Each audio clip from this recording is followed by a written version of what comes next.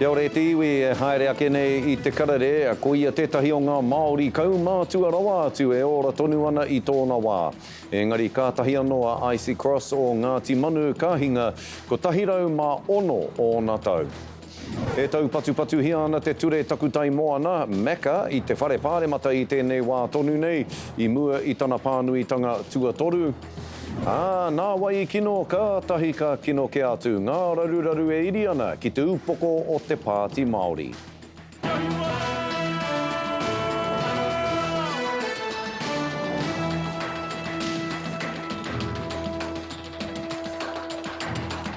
Nō reira kei ngā whitiki o te ki, puta noa I ngā marae o te motu, tēnā koutou katoa. Ko ia tētahi o ngā Māori kaumātua rawa atu e ora tonu ana I tōna wā. I mahia he paki pūmeka mōna.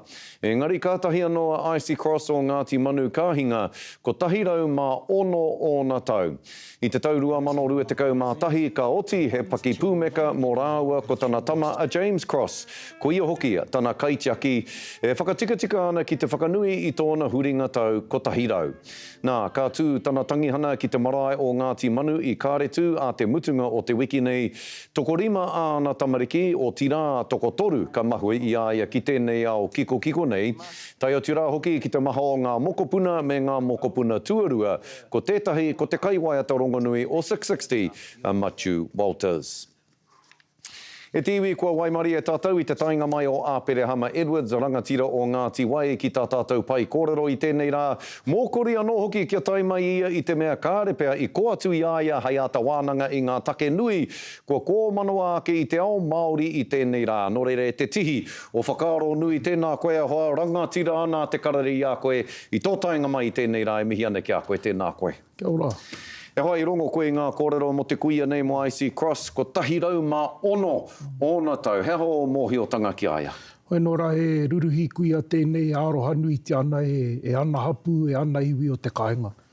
Ai, he kanohino te ao kohatu, engari ko tana ngākau piritata ki te taiohi o tira ki te iwi nui tonu. Nā reira, ko ana hapu katoa e tangi maina e uhana ana ki aia ko ngaro nei, ko piri anō pea ki te wairua o tana tamaiti āroha nui atu rā ki aia.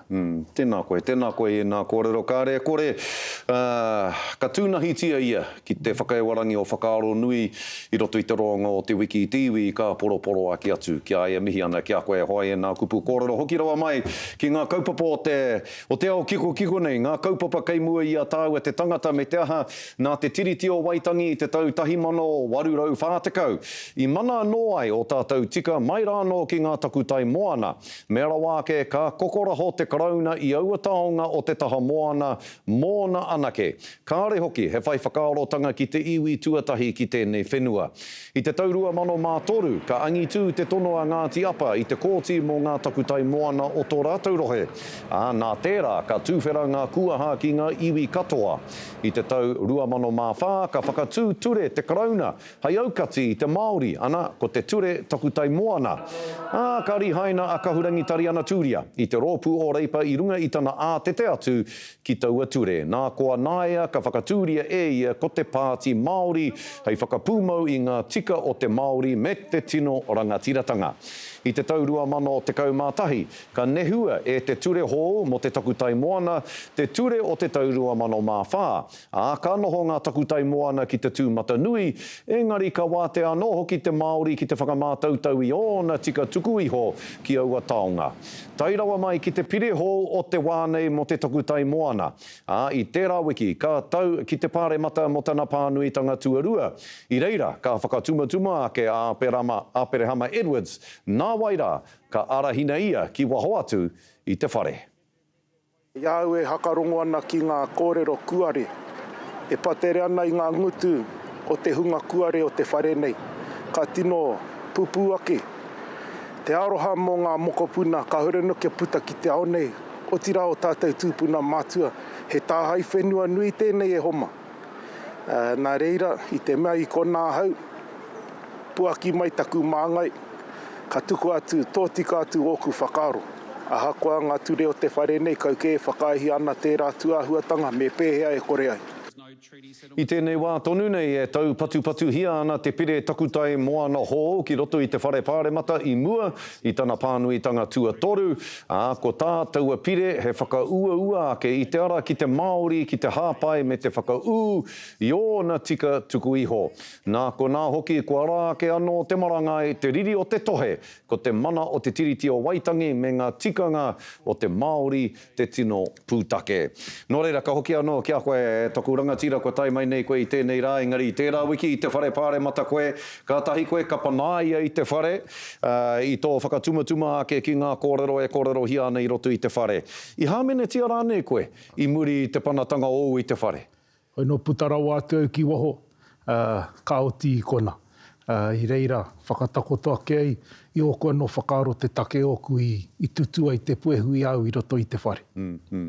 E pai ana tēnā, e koana te ngākau kāre koe i hāmene tia e wā.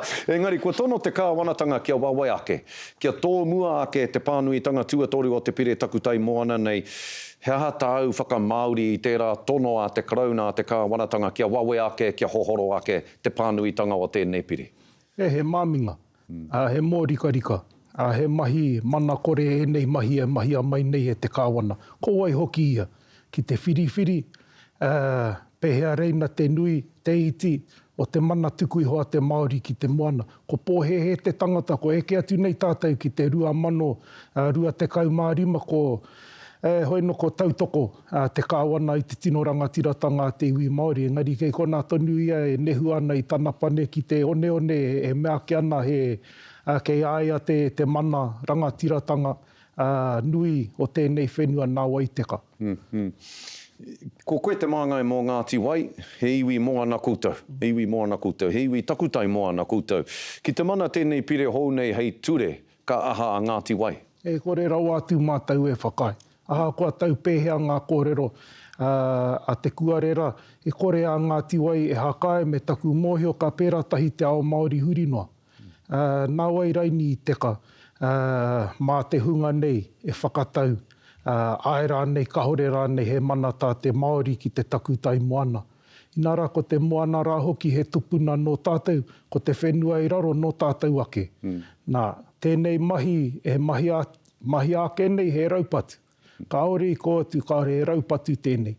Nā reira, hoi no rā tātou he whakaputa i te kore whakae. Hei tūnga mō te hunga e whai ake ana i a tātou kia whakahe tonu atu a mananoa.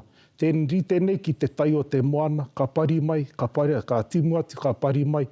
Hakoa i tēnei wā tonu e anga pakeke ana, he wā anō ka mauru. Tāku hoki, he wero noa ki te whānuitanga ake o ngā pāti tō rangapu. Hena, meo atu mai rātou. I nā pōtinga rātou hei te tau pōti e tūnei, whakakahoretia e nei mahi kino a te kāwana, e pania nei a Aotearoa ki te whakamā. Tēnā koe. Ka mutu, ko puta hoki he pānui i te kāhui rangatira aiwi i ngā hea mana aiwi e pāna ki tēnei pire nei. Kai reira hoki koe, kai tērā kāhui, ko koe hoki tētahi e whakakanohi ana i te kāhui rangatira aiwi. Hea kei roto i te pānui ka tahi anō ka puta i a kuta. E koe ua whakaaro tonu, e kore rau atu ngā iwi o te motu e whakae ki tēnei mahi kuhu, ki tēnei mahi māminga, e mahi atu nei e te kāwana. Ka mutu e tautoko ake ana mātou i ngā mahi whakatumatuma, i ngā mahi whakatutu poehu, e whakaritea mai ana e tēnā wehenga, hei whakaatu i te riri, i te ā mai, kia taura anō tēnei take. E kore rau atu te ao Māori ko te noho noa, ko te takoto noa, tuku noa mā te hunga nei, e nei taonga tuku iho. E whānako i te kapu o te ringa o a tātou mokopuna. Nō reira, e kōrero ana tāua i nei kōrero. E ki ana tāua e te kāwanatanga kei te hea koutou mahi. Engari, hea te mahi ai mahi mā tātou te Māori hei whakatinana i nei kōrero, kia tino aro nui mai ai te kāwanatanga ki tā tātou tono, ki tā tātou whakahau. Me mutu? Kia au, kua mutu te wā hei pati, kia aroha mai te kāwana ki a tātou, kia aroha mai te krauna ki a tātou. Hoi no me tū tātou i runga i tō tātou rangatiratanga, e mohi ana tātou ko ai tātou, e mohi ana tātou ki te hononga mauro a te Māori ki henei taonga. i oa titia i roto i te tiriti o Waitangi. Ka ara te tika i te pono. Nā reira, hoi no rā tātātou, me mana wanui tonu, i konei tātou mai noa, ka hore tātou ko te wehe. Engari anō te mana o te kāwanatanga, he toru tau noa te roa, ka pōtiti anō. Ko te tahi o ngā mate nui e ki te ake ana hau i aenei, karawhiua mai ana e te kāwana i te ringa kaha o te tūmata whānui, hei kohuru i ngā tika te Māori. Kia au e he ana tēnā, kei hea te pono i roto i tēnā. Nā reira mea ta wānanga a Aotearoa i te tahi papa e tūtika i tēnei whenua. Ko ngā mahi e kōkiritia nei, hore kau he hua o roto mo te hunga o tēnei whenua mohi o pāhi ana tātou, ko te hunga e aki ana i tēnei mahi, ko te hunga hohonu pūkoro. E hia nei kia kohurutia te tai ao moana, te ki te ngāke a te kāwana, ma te whakakahore i ngā tika a te Māori ki te takutai moana, he ngā warinoa tana hua ki ngā kēti ki taua hunga. Nā koe nei ahau, o tira te rahinga o te ao Māori e haka tūtū nei te puehu e pāna ki tēnei take mōrikarika. Tēnā koe. Pū kororo ake nei, pū kororo ake nei, mihi ana kia koe e nā kororo, kia mau tonu mai te mea e tiwi, hei muri ake i ngā whakatairanga ka ano, ho tonu mai tēnei pū kororo nei a Apere Hama Edwards, ki te ata whakapuaki i ona whakaaro ki ngā raru o te wā, ki te pāti Māori, kia mau tonu mai.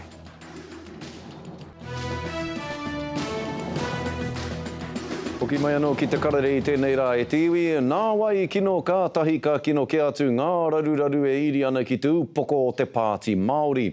Kua tukureta te pāti ki ngā mema katoa me te maha o ngā whakapai e hāngai pū ana ki te māngai mo te tai tokerau kia Maria Meno Kapakingi, rāua ko tana tama kai arahi i te rōpū toitu te tiritia eru Kapakingi.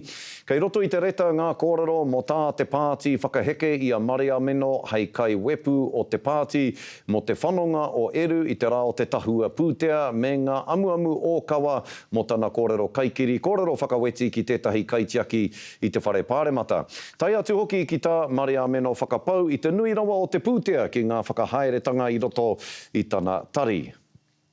Major distraction, yeah, I mean, leaking, look, without a doubt, any decisions that Maria Meno would have made, I'm sure would have been with the approval of the Speaker, because the Speaker at the end of the day is in charge of making budgetary calls. But the reality is that we're changing the MACA legislation back to what it was previously with Tariana and Dr. Sharples. Nā te reta nei ka pōhi a Tākuta Ferris māngai o te taitonga me heke te prehitini o te pāti a John Tamihere i tōna tūranga. Hoi anō rā e tiwi e mohi ona tātou e tau patu hi ana te pire takutai moana i tēnei wānei kia whakawhiti atu tātou ki te whare pāremata. That they have the effect and maintain the balance that Parliament intends. And then in 7B, it requires inferences by a decision maker, which could be the court also, to be based on physical use and occupation. So thinking about the implications for decision makers, including the courts, to be based on evidence of physical use and occupation now and into the future, who's going to be financing the implementation of this? Who is going to be resourcing, whether it be the court, who's going to resource the claimants, who's going to resource the machinery of government also in the way with which claimants are going to have to provide evidence of physical use and occupation. Then Hannah Linden o ngā kākāriki e whakatakoto ana i ana kōrero e pāna ki te pire takutai moana. Kia hoki anō ki tā tātou manuhiri o rangatira ki a Apere Hama Edwards e hoa. E pukuriri ana rānei koe, ko hua ke ngā raru e pāna ki te pāti Māori i te rātonu o te whakatakotoranga, o te whārikitanga rānei, o te pire takutai moana ki mui te aroaro o te pāremata. I te mea i tōna tikanga kia aro pū te katoa o ngā kaitōranga pū Māori ki te whawhai ki tēnei pire. Engari auare ake ana kei reira huhana, e tohe ana engari ko te pāti Māori mōna raru, koe rā te matua o te rā. E pukuriri ana koe kua pēra? E ara i te mea e pukuriri ana e ka nui te hanga pauri o te ngākau. Ka nui te hanga pauri o te ngākau. Ngari mākau e mea tu kia koe me pēnei pēr te kōrero. Te mana o te Māori, rite nei ki te moana. I nara ko te moana hoki e tupuna. Nā, I kore te moana e mimiti te ngaru. A koe hanga ngaru ana, ko te mana o te Māori, mārewa tonu ana. Hoi no rā tāku me uwhia tātou ki te kahutai o te moana. Taku tono tēnei ki te katoa, kua uru nei ki roto i tēnei ngāngare. Whakatahahia kia aro te titiro ki tēnei take nui kei mua i a tātou. Me taku mōhio he take haka hirahira tēnei ki te Pāti Māori katoa, ngā tahataha katoa, tai atu rā ki ngā wehewehenga o te ao Māori. Me uwhia tātou ki te kahutai moana, kia tohea, kia whawhai moto tātou tupuna, ara te taonga neki. Miana, kia e tāhua tēnā kōrero. Ko te tūmanako kei te whakarongo te Pāti Māori me ngā kaitōrangapū Māori katoa ki tēnā kōrero. Hea tāhua, tino Māori hoki tō whakatakato i tēnā kōrero. Mihi ane ki a koe.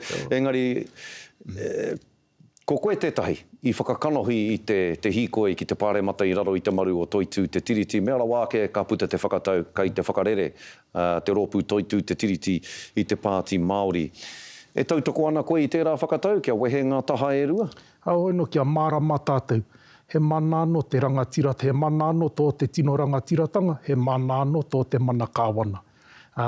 Mārama ana kia au, te āhua o te takoto o te kōrero, kia tua toitū i runga i te rangatiratanga tuku iho mai o tātou tūpuna mātua.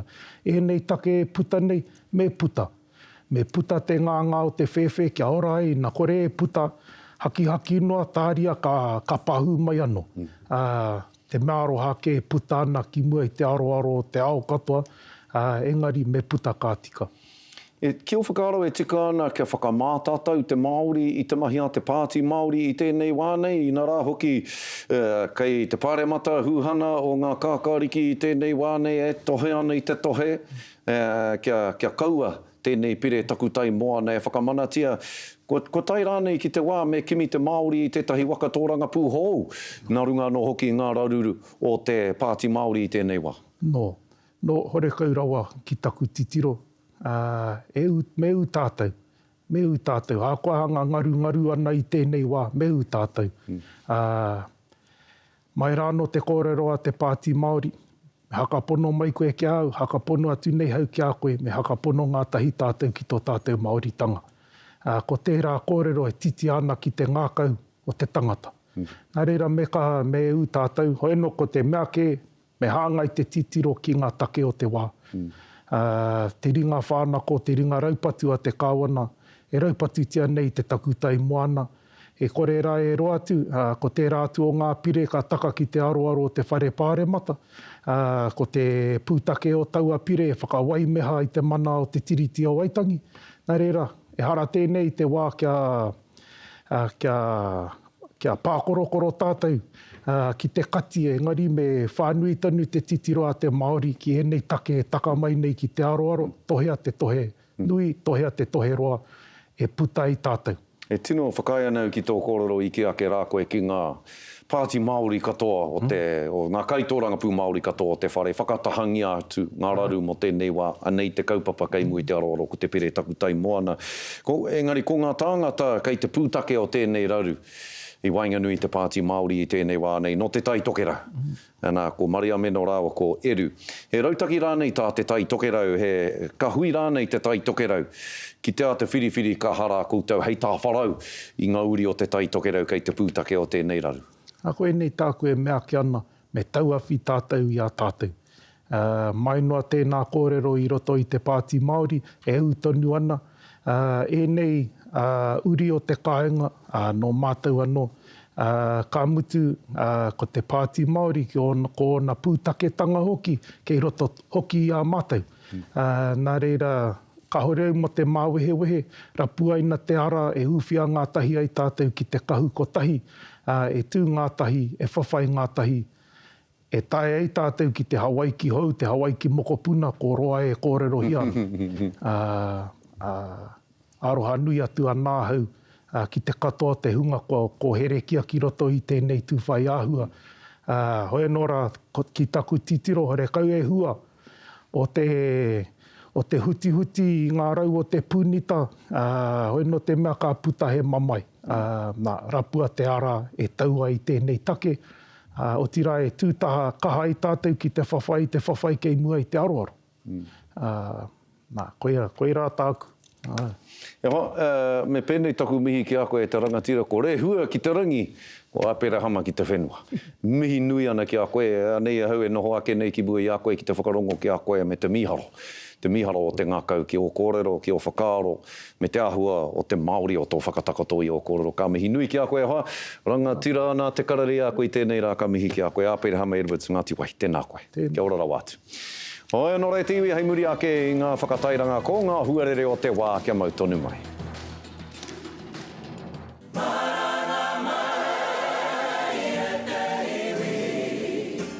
He tiwi e whai ake nei ko ngā tohu huarere.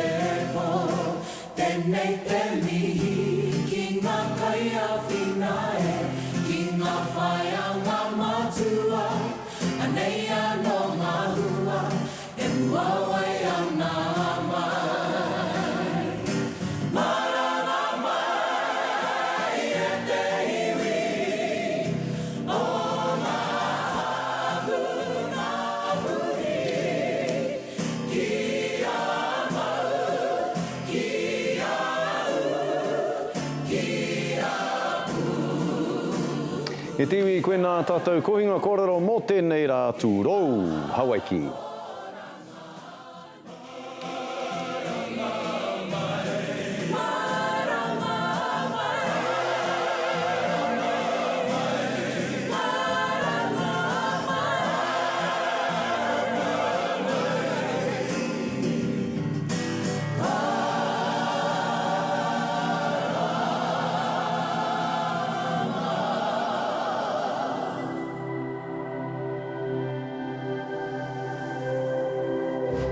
Ko te reo, te take.